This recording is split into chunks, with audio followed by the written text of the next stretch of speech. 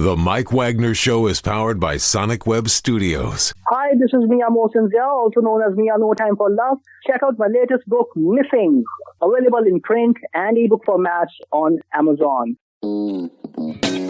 It's now time for the Mike Wagner Show, powered by Sonic Web Studios and sponsored by international award-winning author Mia Mosinzia of Missing. The Mike Wagner Show can be heard on over 40 podcast platforms, as well as hamiltonradio.net, Diamonds FM, and the mikewagnershow.com. We can be heard in over 100 countries, featuring over 1,000 well-known and amazing guests throughout the globe. And named one of the top 100 global podcasts in the New York Weekly Times, Hollywood Entertainment News, Los Angeles Weekly Times, Apple, and Chartable. So sit back and relax and enjoy another great episode of the award-winning Mike Wagner Show.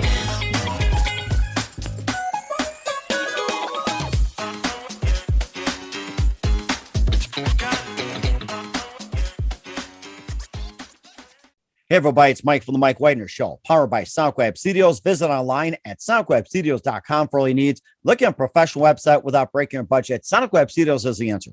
Sonic Web Studios offers fast, affordable custom web designs that blow the competition away. Call today, 1-800-303-3960. That's 1-800-303-3960, or email to support@sonicwebstudios.com. Mention the Mike Wagner Show, get 20% off your first project. Sonic Web Studios, take your image to the next level. Also, time to give an official shout out to our official sponsor of the Mike Wagner Show, international warring author Mia Mosinzia.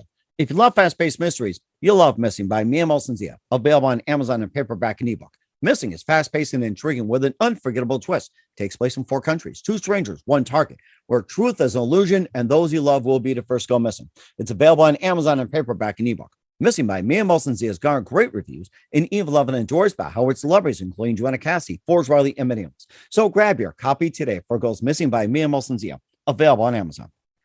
Also, check out the Mike Wagner Show at the mikewagnershow.com on over 40 podcast platforms, heard in over 100 countries, including Facebook, SoundCloud, Spreaker, Spotify, and iHeartradio. Also, Anchor FM, iTunes, Google Play, Amazon, Audible, Apple Music. Also heard on hamiltonradio.net, Oldies FM, Diamonds Radio, and a few other networks coming soon. Take the Mike Wagner Show on any mobile device. Subscribe to the Mike Wagner Show on the YouTube channel. Follow the Mike Wagner Show on Instagram, Twitter, and TikTok today. And for great gift ideas, go to Amazon.com and check out the Mike Wagner Show podcast. T-shirts, pop sockets, throw pillows, tote bags, hoodies, baseball gear, and more. Makes great gifts 24/7. Go to Amazon.com. Check out the Mike Wagner Show podcast. And for more great gift ideas, go to Amazon.com/Mia Mosinzia for great books like Missing, Once, and Wrinkles. Also T-shirts, pop sockets, hoodies, phone cases, and more. Amazon.com/Mia Mosinzia. Check it out today.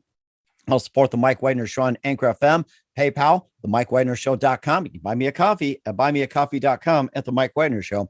Make sure you do so today.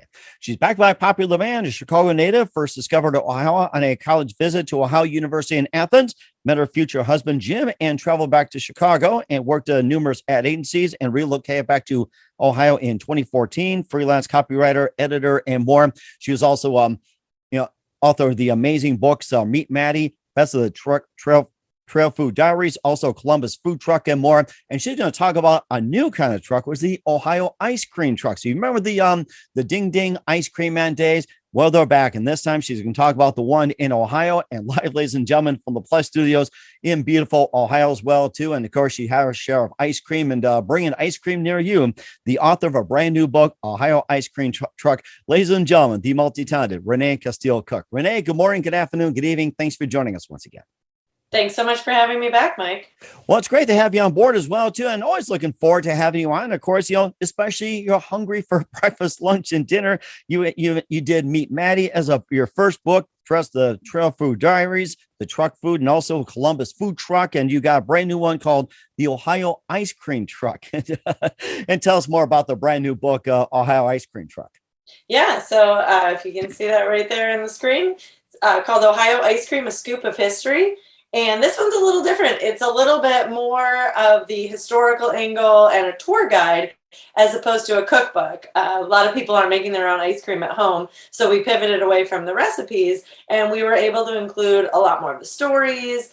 Some of these ice cream shops have been around for multiple generations, and really just why Ohio has such a long legacy in the dairy industry. At one point, there were over 2,000 dairy farms.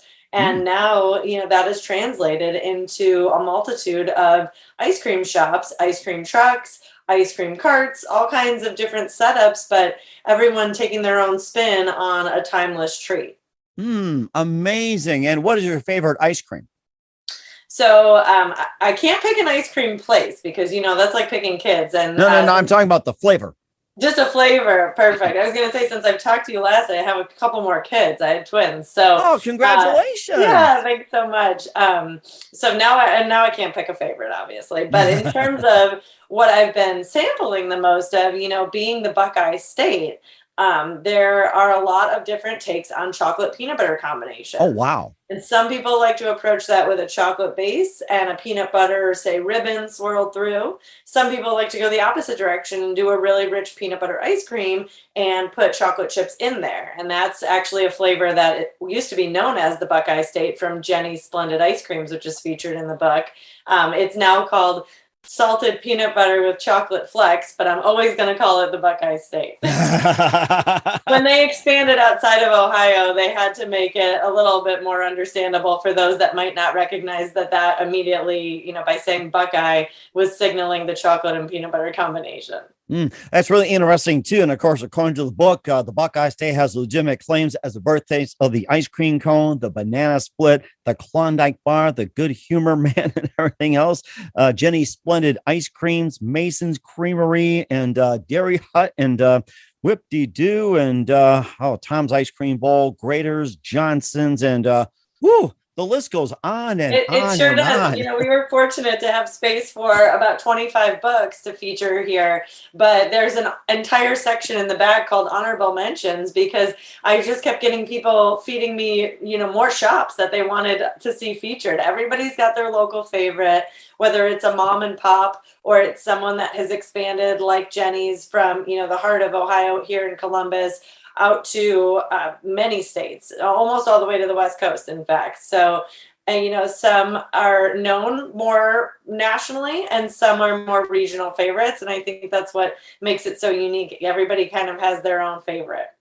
That's interesting too. You talk about the birthplace of the ice cream cone, and how did it get started in Ohio? Tell us about that. Yeah, so the state has a lot of claims to fame and firsts. And one of those is the ice cream cone, which was actually invented coming off of the 1904 World's Fair, which was held in Chicago. And so, that was a great tie-in for me as well, being a Chicagoan. But at that World's Fair, there's a couple of stories. It's a very heated debate as to who can claim true ownership. But the story goes that from Ohio, there was a team of brothers named the Mench's brothers, and they were Frank and Charles. They had already in 1886 invented the hamburger.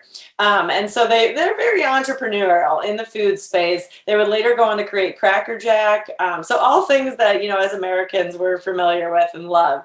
But the ice cream cone came up because one of them was trying to woo a young lady there at the World's Fair, and they were serving up waffles made in a very thin waffle iron. And she had ice cream. And instead of having that melt and, of course, summer heat drip onto her, what would have been at the time a very ornate dress, they took what's called a fid. It's the actual stake that drives the tent at something like a fair and keeps it there in the ground. And it's sort of a cone shape. And they took this thin waffle they were making, they rolled it around the cone, and it essentially created the mold for the ice cream cone. And they therefore scooped the ice cream into it. Oh my gosh. And how do they keep the ice cream cone intact though? It's like, instead of having like break apart or, unravel and everything, like the primitive methods that you hear about, how do they manage to keep it intact at the time? Yeah, so I guess that waffle had some pretty good structure. And then subsequently, another gentleman from Ohio who had actually graduated from the Ohio State University with an engineering degree figured out how to automate the process. And so the machine that now creates millions of these cones was actually also created by an Ohioan. So I think when they brought that, idea home, they were able to refine it and then therefore kind of commercialize it. And there is still a company here today called Norse Dairy Systems who produces the majority of those waffle and sugar cones that you see at ice cream shops, not just in Ohio, but throughout the country. That's rather interesting too. And when the ice cream cone first came out, was it like a mad rush to get it, or did it just take time to evolve? It seemed like it took off pretty quickly. There were a couple of other, as I said, competitive stories. There was a gentleman from New York. I believe there was another gentleman from St. Louis that took the concept home. They had either created something similar or they had seen it there at the World's Fair and tried to claim it as their own. But the Menchie's brothers are Ohio's claim to fame. And certainly their legacy still exists in their restaurants in the Akron area, where they still have one of the original waffle irons that they made those on. Huh, that's really interesting. I think Rita had one right now. And of course, you also have the birth of the Klondikebar. And what would you do for a Klondikebar? How did that get started? What did they do for a Klondikebar? So the Klondikebar had a lot of familial history in front of it. It was created by a company called Isley's. And the Isleys were Swiss immigrants that had come over to the rolling hills of Ohio and thought this would be a great place for cheese making. And they found that while it was a great place to raise cattle, it wasn't the best place for them to use the techniques that they had used back in their homeland. And so they pivoted because they had all this dairy. And as entrepreneurial immigrants in the turn of the century did, they figured out, okay, what else can we do with this? So they had been owning dairy farms and had a actual company making ice cream since about the early 1900s. They'd been in the country since the 1800s. But in 1922, a couple of the family members got together and they wanted a unique novelty. Novelties had really taken off around this same time. You mentioned Good Humor, and of course everyone's familiar with the original food truck, the Good Humor truck. That was created in the 1920s as well. So separate parts of the state, lots of cross-pollination sort of going on even at that time. And the Klondike family, or the Isley family, was seeing all of these novelties that had a stick in them to hold on to. And they said, well, that's fine and dandy, but if we get rid of the stick, we can make the package smaller, again, all in the sake of being good business people. And they were able to change the chocolate coating so that it wouldn't melt all over your hands. Wow. And therefore they were able to remove the stick and make this a very interesting product to folks that were used to having to have their ice cream on a stick, and you waste half the packaging with the stick in there. The other really interesting thing that they did around that time when they introduced the product was that they colored the centers pink.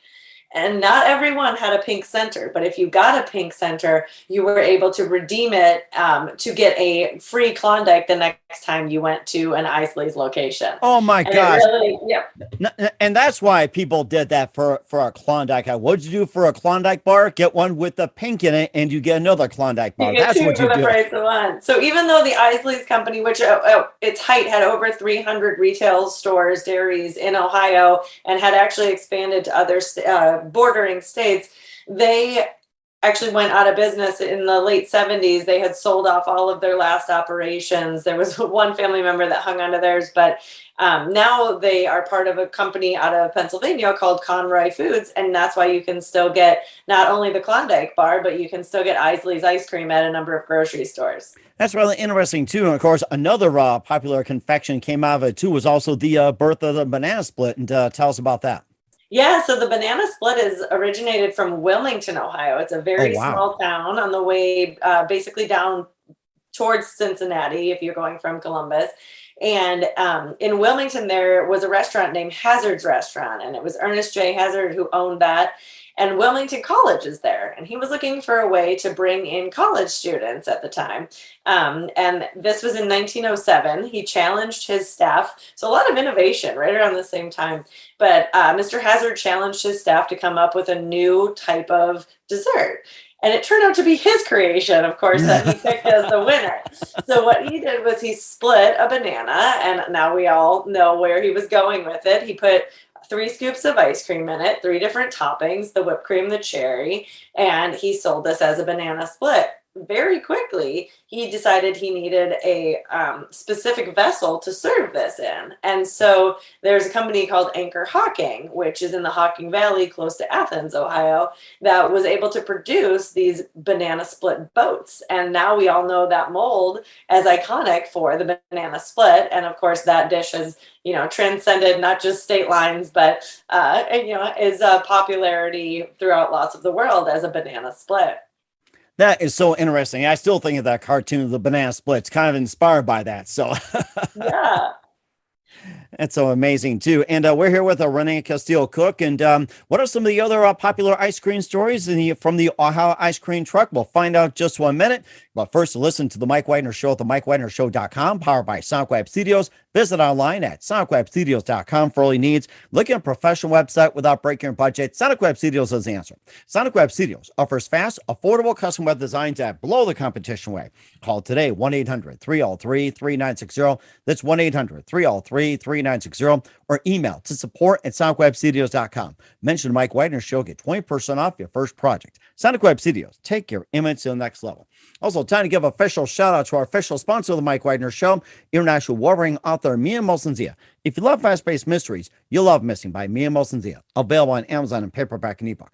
Missing is fast-paced and intriguing with an unforgettable twist. Takes place in 4 countries, 2 strangers, 1 target, where truth is an illusion and those you love will be the first go missing. It's available on Amazon in paperback and ebook. Missing by Mia Molson-Zia has garnered great reviews and even loved and endorsed by Howard celebrities, including Joanna Cassidy, Forbes Riley, and many others. So grab your copy today for Goes Missing by Mia Molson-Zia, available on Amazon. Also, check out the Mike Wagner Show at themikewagnershow.com and over 40 podcast platforms, heard in over 100 countries, also on hamiltonradio.net, Diamonds FM, Oldies Radio, and more. Take us with you on any mobile device. Subscribe to the Mike Wagner Show on the YouTube channel.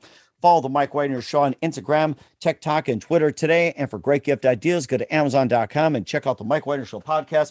And for more great gift ideas, go to Amazon.com/Mia Molson-Zia for great books, merchandise, and more. Also support the Mike Wagner Show on Anchor FM, PayPal, themikewagnershow.com. You can buy me a coffee at buymeacoffee.com at the Mike Wagner Show. Make sure you do so today. We're here with Chicago native, now living in Ohio, Reneecasteelcook with the Ohio Ice Cream Truck here on the Mike Wagner Show. And we talked about a lot about ice cream, some of the unique inventions over there, and the story of all this great ice cream. What are some of the other unique flavors that you have in Ohio, and maybe some of the other stories you like to share as well, like, first flavors and first this, and how this come about and everything? Yeah, so in terms of flavors, there's been a lot of innovation in that space, I would say, in the last 20 or so years. And really leading that charge is Jenny's Splendid Ice Creams. We've mentioned them a couple of times here. They became really well known for a flavor called salty caramel. I mentioned the Buckeyestate flavor already. They have something called brown butter almond brittle. And then even, more recently, they just did a flavor with Nationwide Children's Hospital here in Columbus called Sunshine. And the ice cream is actually gray, which visually is not that appealing. And Jenny's flavors typically are very colorful and very appealing. And they really communicate, what you're about to taste. But with Sunshine, the partnership was about mental health and encouraging everyone to, express their emotions and embrace that. And so this flavor is meant to taste like sunshine, even though it might be a cloudy or a gray day. And so it's a really fun partnership that they've been doing for a couple of years now, but that just gives you a little idea of the ingenuity in the space where, they're going beyond just even the flavor profile. Certainly that's there and that's strong. But they're doing some things with the emotional tie to ice cream. And ice cream is a very emotional thing, whether it's a nostalgic thing for you, remembering going for ice cream as a child, or, in fact, over the last 2 years that we've all been dealing with this global pandemic, ice cream sales have gone up dramatically. Yes. A couple of the small batch creators in the book, I was just at an event this weekend with Charlotte and Olivia's Ice Creams, and he does all of his ice cream making out of a production kitchen, runs the business from his home, sells via mostly social media and farmers markets. His sales were up 30% during the pandemic. And, it's just a small thing that people can do for themselves or for someone else. Treat them to an ice cream cone. It's not going to break the bank.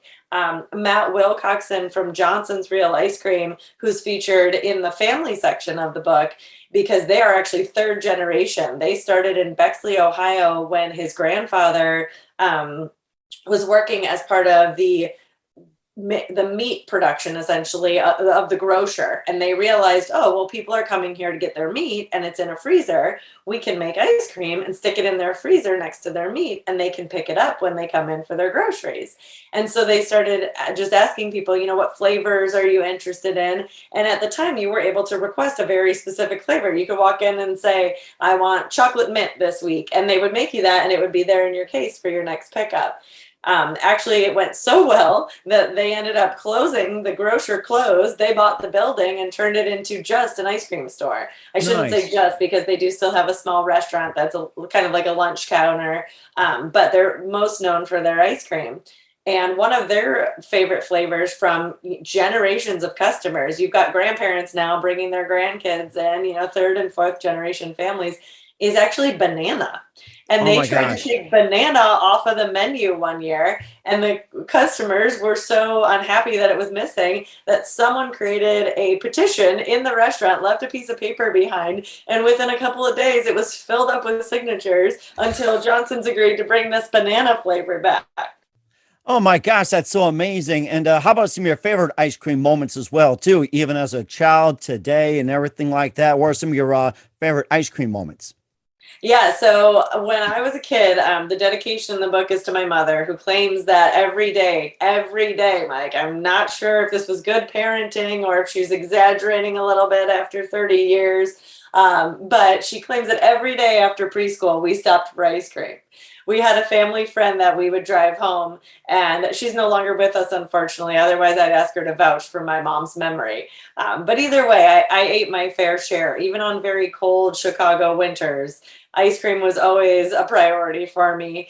And to her credit, she didn't make me start with vanilla. So I went straight for the hard stuff as a kid and into the chocolate, into the melty, messy, probably all over her car, unless it was the dead of winter, and then hopefully it wasn't melting. But I've always, been a big fan. And then in moving to Ohio, it really is interesting how the dairy legacy of the state has translated into the diversity of the number of shops. And so just here in Columbus, you've got people who will claim they are X place versus Y place in terms of the big names. You've got Jenny's fans, you've got Graeter's fans.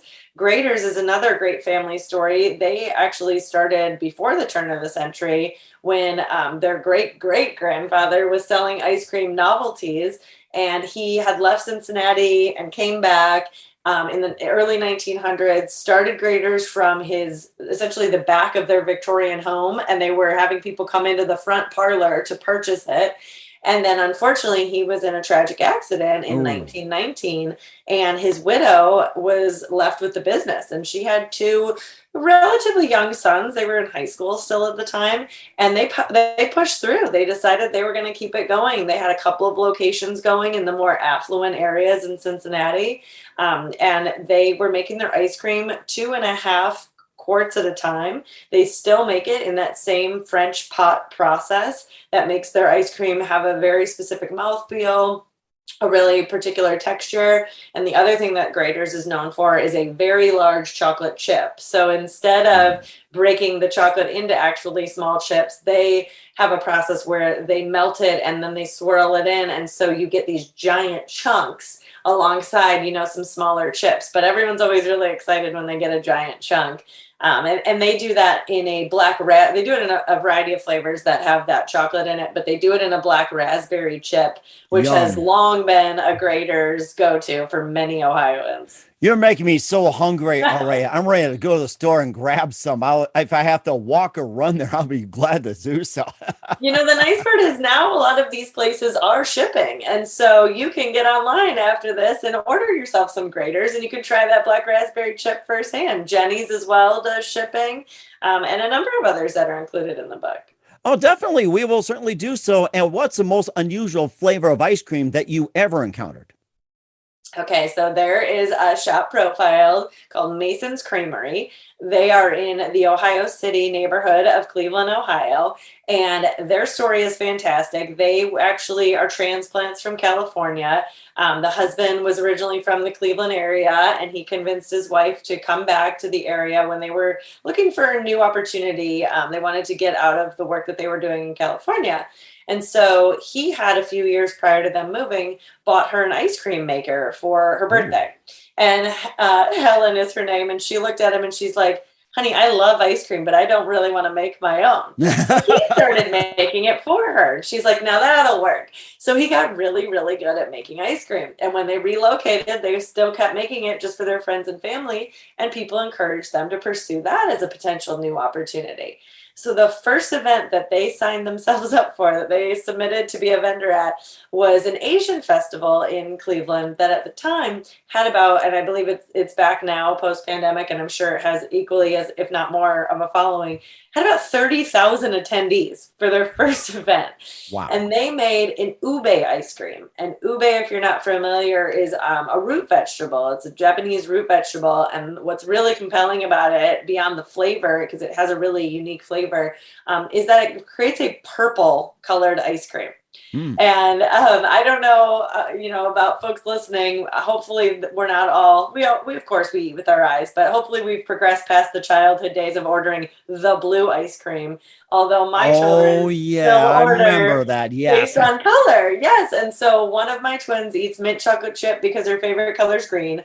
I'm willing to lick that one when it drips because I also enjoy that flavor. One of my other twins, though, orders purple ice cream, anything that's purple. So I have had to sample grape, not my favorite flavor in ice cream. And I forget what the others are that she's tried, but the ube is actually a delicious purple ice cream. Nice. They also do a really fun egg waffle, which is also an Asian. You can find that a lot in Thailand, where it's a bubbled waffle. And so instead of a traditional waffle cone, they serve their ice cream in that.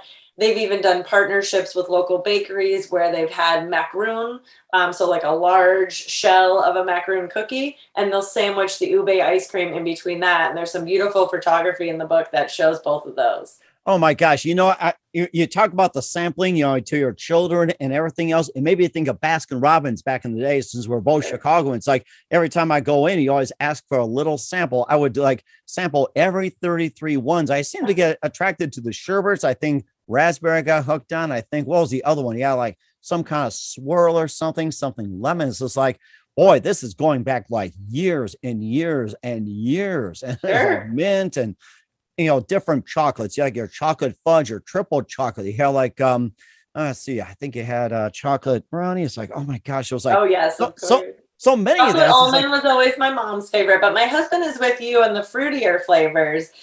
So when you get to Ohio, you'll have to try a place in Westchester, also sort of towards Cincinnati, and it's called the Cone. And they have been their mom and pop shop. They're on the roadside, but you will not be able to miss it because they actually imported a giant ice cream cone, soft serve, orange and vanilla swirl. And that's the flavor that they've been known for. Actually, the business was started by the current owner's parents, but when Keith Wren took over the business, he found this giant ice cream cone and brought it up to Cincinnati and opened what was their second location. And they are known for, it's like a creamsicle profile, but they call it orange and vanilla swirl. Huh. That's really interesting. And I also thought about, ice cream being used in everything. Another Chicago thing is, what was it? Bressler's ice cream and, or what was it? Farrell's, you had like the happy birthday, a big thing of ice cream, and you could hear like, singing happy birthday, the bang, bang. It's like, at the other end of the mall. I remember those. Yes, I've definitely heard of that. I believe in my research, there was one in Ohio as well. It closed, but it was up towards the Cleveland area, and people had fantastic memories of that, of course. Mm-hmm. And how can one start an ice cream truck business as well? Oh, well, there are a lot of new players on the scene. So as I mentioned, there are some people who are relying mostly on social media and doing a lot of selling home-based businesses where, they have either certain drop-off points that you can meet them at, or maybe they're selling out of a small grocer or even a restaurant. There is a company called Indulgence Ice Cream. He sells specifically out of La Tavola, which is an Italian restaurant in Grandview here in Columbus. He has some really interesting flavors like Belgian Bliss. So if you like those Biscoff cookies they give you on Delta Airlines, you can now buy them at the grocery store. But Dan there at Indulgence has your flavor for you. He also has a flavor called crack because people literally, he was trying to name it and they're like, nope, it's just addictive and you're just going to call it crack. And he, really likes to experiment as well. And then Little Ladies is a soft serve truck here in Columbus who just opened a brick and mortar location within the last 6 months. So you can now go directly to them, or you can find them at street festivals. You can hire them for private events. There's also Mark's Homemade, which started off as a small fleet of trucks and now has a brick and mortar as well up in Bucyrus. So if you're coming through for the Bratwurst Festival that Bucyrus is very famous for, you can get your ice cream fix. There's always dessert for you there at Mark's. And then another one that has done some interesting terms of format recently is called Simply Rolled. And there's a location here in Columbus. There's also a location in Cincinnati.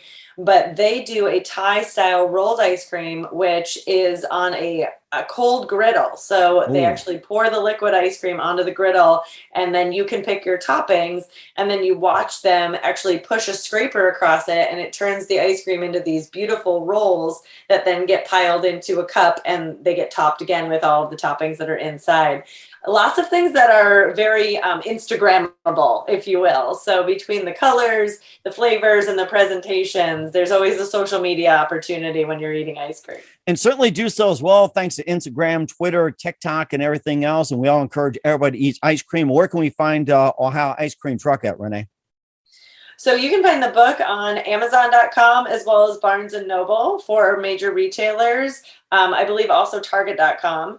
And then in the state of Ohio, you can find it at many independent bookshops. We always like to support those guys, as well as many of the shops that are featured in the book are actually carrying it. And then if you want to go to my website, which is just www.reneecasteelcook.com, you can find more information about that as well as all of my other books. And certainly we'll do so. We're here with author Renee Casteel Cook of Ohio Ice Cream Truck here on the Mike Wagner Show. And what can you expect from you in 2022 and beyond, besides more ice cream?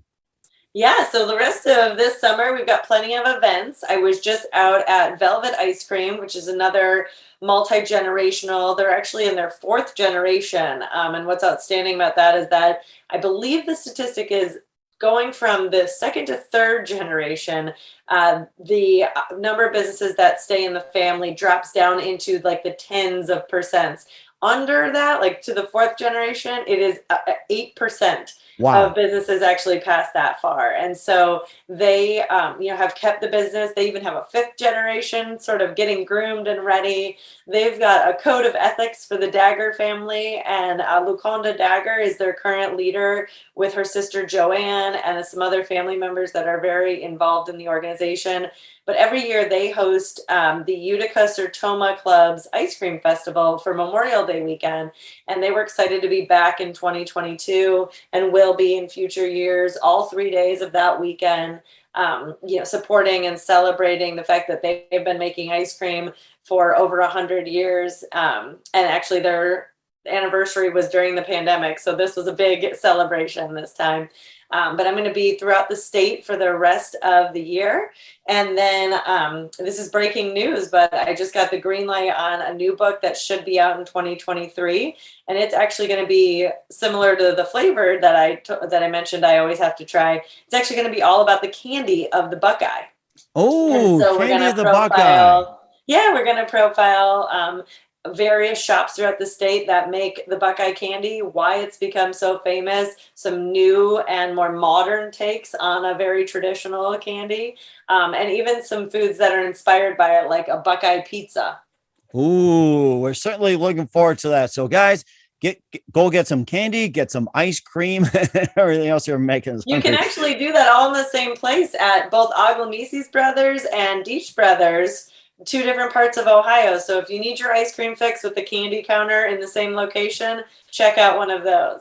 We certainly do so. We're with Renee Casteel Cook of Ohio Ice Cream Truck here on the Mike Wagner Show. Renee, a very big thank you for your time. Thanks for giving us an update. Looking forward to having you again soon. Let's get some ice cream. And once again, tell us where can we find your book at, what's your website, and how do people contact you? Thanks so much, Mike, for having me. It's always fun to be here. Yeah, you can find me on social media at @rcasteelcook, and you can find all of my event information there, as well as on my website, which is www.reneecasteelcook.com. For your major retailers, check out Amazon, Barnes & Noble, and Target, and of course, support your local independent bookshops when you're in Ohio.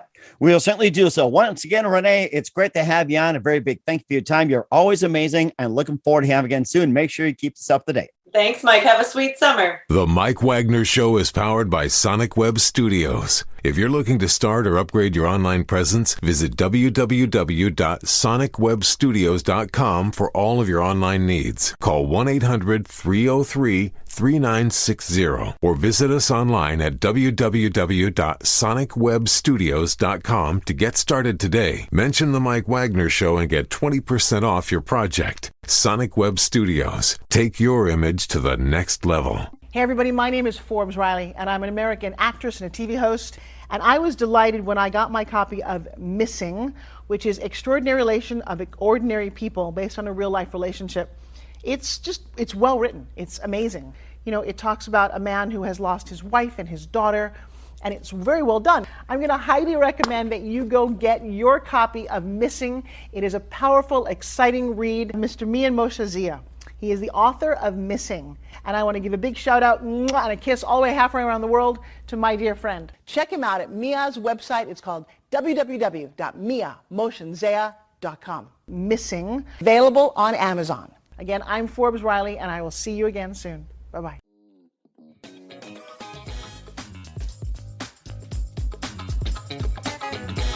Thanks for listening to The Mike Wagner Show.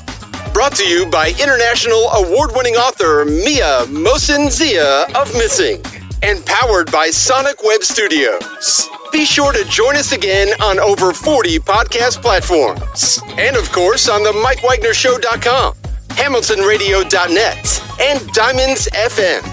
Don't forget to support our program with a generous donation at themikewagnershow.com. Thanks for listening.